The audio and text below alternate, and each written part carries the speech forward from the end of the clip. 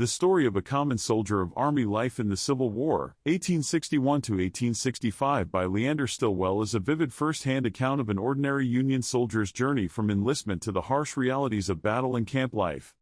If you enjoy this content, please like and subscribe. These are Stillwell's words. Let's begin. A few days after the battle, General H.W. Halleck came down from St. Louis and assumed command of the Union forces in the field near Pittsburgh Landing. Then, or soon thereafter, began the so-called Siege of Corinth. We mighty near dug up all the country within 8 or 10 miles of that place in the progress of this movement, in the construction of forts, long lines of breastworks, and such like. Halleck was a book soldier and had a high reputation during the war as a profound strategist and great military genius in general. In fact, in my opinion, and which, I think, is sustained by history, he was a humbug and a fraud.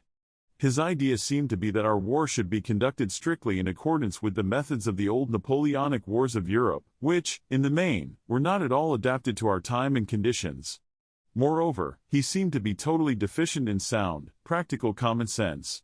Soon after the Confederates evacuated Corinth, he was transferred to Washington to serve in a sort of advisory capacity and spent the balance of the war period in a swivel chair in an office. He never was in a battle and never heard a gun fired, except distant cannonading during the Corinth business, and maybe at Washington in the summer of 1864. During the operations against Corinth, the 61st made some short marches and was shifted around, from time to time, to different places. About the middle of May, we were sent to a point on Owl Creek, in the right rear of the main army. Our duty there was to guard against any possible attack from that direction, and our main employment was throwing up breastworks and standing picket. And all this time, the sick list was frightfully large. The chief trouble was our old enemy, camp diarrhea, but there were also other types of diseases, malaria and the like. As before stated, the boys had not learned how to cook nor to take proper care of themselves, and to this ignorance can be attributed much of the sickness. The weather was rainy, the camps were muddy and gloomy, and about this time, many of the boys had homesickness bad. A genuine case of downright homesickness is most depressing. I had some touches of it myself, so I can speak from experience. The poor fellows would sit around in their tents, whine, and talk about home, what good things they would have there to eat, and kindred subjects, until apparently, they lost every spark of energy. I kept away from such cases all I could, for their talk was demoralizing. But one rainy day, while in camp at Owl Creek, I was in our big Sibley tent when some of the boys got well started on their pet topics. It was a dismal day, the rain was pattering down on the tent and dripping from the leaves of the big oak trees in the camp, while inside the tent, everything was damp and moldy and did not smell good either. "Jim," says one, "I wish I could just be down on Coon Creek today and take dinner with old Bill Williams.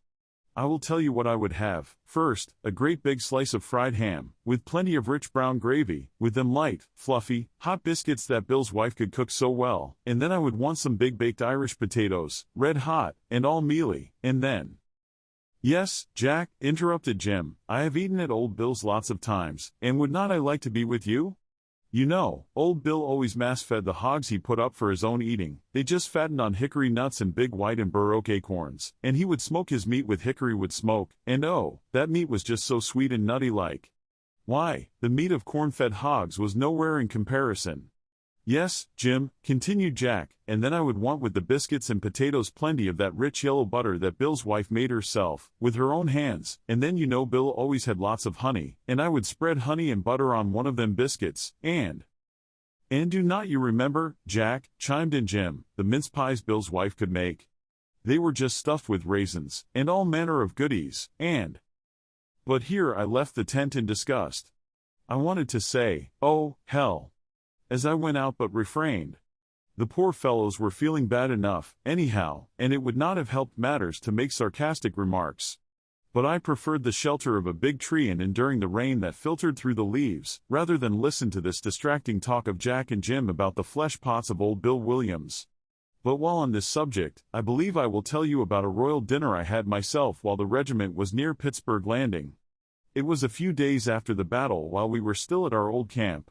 I was detailed, as corporal, to take 6 men and go to the landing and load 3 or 4 of our regimental wagons with army rations for our regiment. We reached the landing about 10 o'clock, reported to the proper officer, who showed us our stuff, and we went to piling it into the wagons. It consisted of big slabs of fat-side bacon, sow belly, boxes of hardtack, sacks of rice, beans, coffee, sugar, soap, and candles. I had an idea that I ought to help in the work and was trying to do so, although so weak from illness that it required some effort to walk straight. But a big, black-haired, black-bearded Irishman, Owen McGrath of my company, one of the squad, objected. He laid a big hand kindly on my shoulder and said, "Corporal, yez is not strong enough for this work, and yez don't have to do it, either. Just give me the tardy to superintend it, and you go sit down." "I guess you are right, McGrath," I answered, and then, in a louder tone, for the benefit of the detail, "McGrath, you see to the loading of the grub. I am feeling a little out of sorts," which was true, and I believe I will take a rest. McGrath was about 30 years old and a splendid soldier. He had served a term in the British Army in the old country and was fully on to his present job. I sat down in the shade a short distance from my squad, with my back against some big sacks full of something. Suddenly, I detected a pungent, most agreeable smell. It came from onions in the sack behind me. I took out my pocket knife and stealthily made a hole in that sack, abstracted 2 big ones, and slipped them into my haversack. My conscience did not trouble me a bit over the matter. After the wagons were loaded, I sent them on to camp and returned at my leisure in the evening. I went aboard a steamboat at the landing, bought a cake of cornbread, and then found a quiet spot near a spring under a big beech tree. I made a little fire, brewed some coffee in my quart-sized oyster can, toasted a slice of sowbelly on a stick, peeled my onions, and then had my meal. Talk about your gastronomic feasts. I doubt if ever in my life I enjoyed a meal better than this one, under that old beech, by the Tennessee River. The onions were big red ones, and fearfully strong, but my system craved them so much that I just chomped them down as if they were apples. And every crumb of the cornbread was eaten, too. Dinner over, I felt better, and roamed around the rest of the afternoon, sightseeing, and didn't get back to camp till nearly sundown. By the way, that spring and that beech tree are there yet, or were in October, 1914, when I visited the Shiloh battlefield. I hunted them up on this occasion and laid down on the ground and took a long, big drink out of the spring for the sake of old times. Taking up again the thread of our life in camp at Owl Creek, I will say that when there, I was for a while in bad physical condition and nearly all in. One day, I accidentally overheard 2 intelligent boys of my company talking about me, and one said, "If Stillwell ain't sent north purty soon, he's going to make a die of it," to which the other assented. That scared me good and set me to thinking. I had no use for the hospital, would not go there, and abominated the idea of taking medicine. But I was so bad off, I was not marked for duty, my time was all my own, so I concluded to get out of camp as much as possible and take long walks in the big woods. I found a place down on the creek between 2 picket posts where it was easy to sneak through and get out into the country, and I proceeded to take advantage of it. It was where a big tree had fallen across the stream, making a sort of natural bridge, and I ran the line there many a time.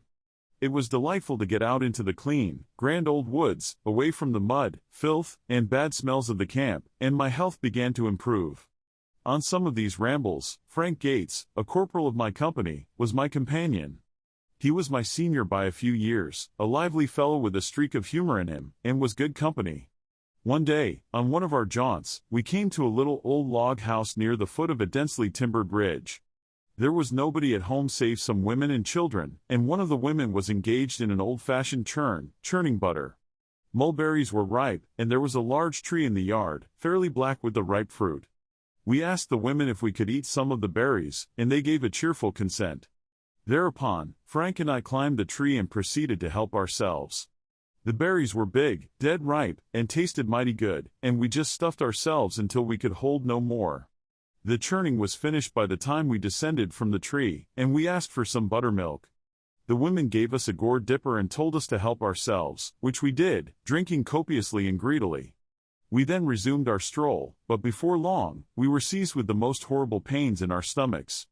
We laid down on the ground and rolled over and over in agony.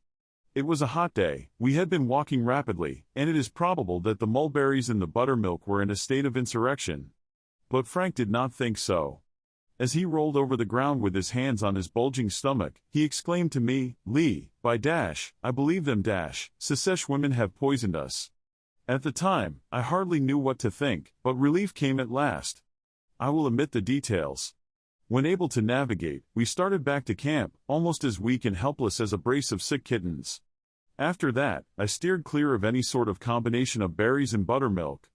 Soon after this, Frank and I had another adventure outside the picket lines, but of an amusing nature only.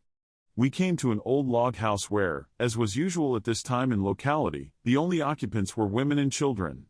The family consisted of the middle-aged mother, a tall, slab-sided, long-legged girl, seemingly 16 or 17 years old, and some little children. Their surname was Ledbetter, which I have always remembered by reason of the incident I will mention. The house was a typical pioneer cabin, with a puncheon floor, which was uneven, dirty, and splotched with grease. The girl was barefooted, wearing a dirty white sort of cotton gown of the modern Mother Hubbard type, that looked a good deal like a big gunny sack. From what came under my observation later, it can safely be stated that it was the only garment she had on.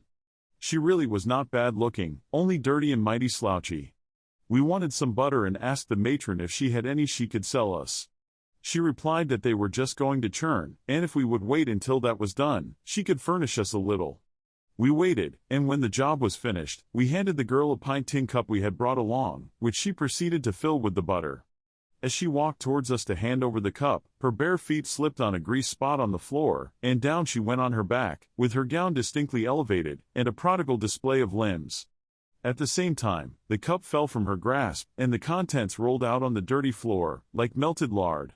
The girl arose to a sitting posture, surveyed the wreck, then laid down on one side, and exploded with laughter, and kicked. About this time, her mother appeared on the scene. "Why, Sal Ledbetter," she exclaimed, "you dirty slut. Get a spoon and scrape that butter right up." Sal rose, cow fashion, to her feet, still giggling over the mishap, and the butter was duly scraped up, restored to the cup, and this time safely delivered. We paid for the dairy product and left, but I told Frank I wanted none of it in mine. Frank responded in substance that it was all right, every man had to eat his peck of dirt in his lifetime anyway, and the incident was closed. I never again saw nor heard of the Ledbetter family from that day, but have often wondered what finally became of poor Sal. While we were at Owl Creek, the medical authorities of the Army put in operation a method for the prevention and cure of malaria that was highly popular with some of the boys. It consisted of a gill of whiskey, largely compounded with quinine, and was given to each man before breakfast. I drank my first jigger, as it was called, and then quit. It was too intensely bitter for my taste, and I would secretly slip my allowance to John Barton or Frank Burnham, who would have drunk it, I reckon, if it had been 1/2 aqua fortis. I happened to be mixed up in an incident rather mortifying to me when the first whiskey rations were brought to the regimental hospital in our camp for use in the above manner. The quartermaster came to Captain Reddish and handed him a requisition for 2 camp kettlefuls of whiskey, and told him to give it to 2 non-commissioned officers of his company who were strictly temperate and absolutely reliable, and order them to go to the division commissary headquarters, get the whiskey, bring it to camp, and deliver it to him, the quartermaster. Captain Reddish selected for this delicate duty Corporal Tim Gates, a brother of Frank, above mentioned, and myself. Tim was about 10 years my senior, a tall, slim fellow, and somewhat addicted to stuttering when he became nervous or excited. Well, we each procured a big camp kettle, went and got the whiskey, and started back with it to camp. On the way, we passed through a space where a large number of army wagons were parked, and when we were in about the middle of the park, we were then out of sight of everybody. Here, Tim stopped, looked carefully around to see if the coast was clear, and then said, "STI Stillwell, LLSTT take a swig." "All right," I responded. Thereupon, Tim poised his camp kettle on a wagon hub, inclined the brim to his lips, and took a most copious draught, and I followed suit. We then started on, and it was lucky, for me at any rate, that we did not have far to go. I had not previously, during my Army career, taken a swallow of whiskey since one time at Camp Carrollton. I was weak and feeble, and this big drink of the stuff went through my veins like electricity. Its effects were felt almost instantly, and by the time we reached camp and had delivered the whiskey, I was feeling a good deal like a wild Indian on the warpath. I wanted to yell, to get my musket and shoot, especially at something that, when hit, would jingle, a looking-glass, an 8-day clock, or a boat's chandelier, or something similar. But it suddenly occurred to me that I was drunk and liable to forever disgrace myself, and everybody at home, too. I had just enough sense left to know that the thing to do was to get out of camp at once, so I struck for the woods. In passing the tent of my squad, I caught a glimpse of Tim therein. He had thrown his cap and jacket on the ground, rolled up his sleeves, and was furiously challenging another fellow to then and there settle an old-time grudge by the ordeal of battle. I did not tarry but hurried on the best I could, finally got into a secluded patch of brush, and tumbled down. I came to my senses late in the evening, with a splitting headache and feeling awful generally, but reasonably sober. And such was the conduct, when trusted with whiskey, of the two non-commissioned officers of Company D, men who were strictly temperate and absolutely reliable. But Tim had no trouble about his break. I suppose he gave some plausible explanation, and as for me, I had lived up to the standard, so far as the public knew, and maintained a profound silence in regard to the episode. Tim and I, in private conversation or otherwise, both carefully avoided the subject until the time came when we could talk and laugh about it without any danger of tarnishing our escutcheons. In the meantime, the alleged siege of Corinth was proceeding in the leisurely manner that characterized the progress of a suit in chancery under the ancient equity methods. From our camp on Owl Creek, we could hear, from time to time, sporadic outbursts of cannonading, but we became so accustomed to it that the artillery practice ceased to excite any special attention. The Confederates began quietly evacuating the place during the last days of May, completed the operation on the 30th of the month, and on the evening of that day, our troops marched into the town unopposed. That concludes the fifth part of the story. Thank you very much for listening. Please subscribe for more episodes and leave a comment.